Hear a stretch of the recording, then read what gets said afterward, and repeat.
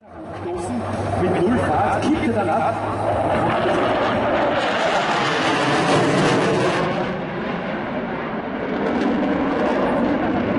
In die Vertikale, jetzt wird zurück, er zieht die Leistung ab, lässt das Flugzeug aufschießen. Wow! Im Segelflugbetrieb quasi. Und dann kippt er ab.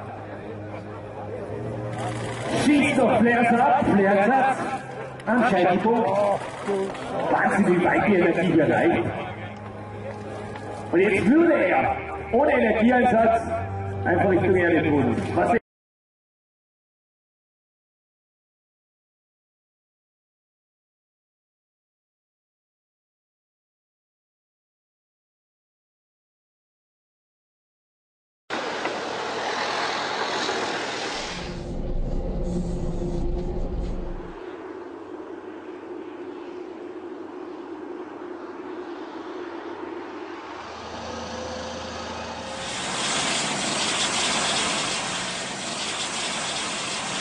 Четвертому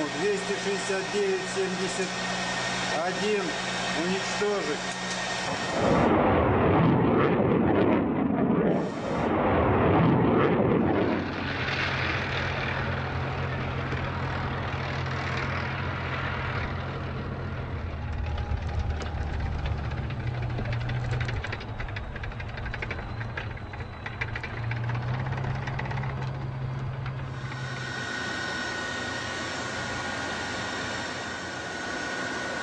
Владимир.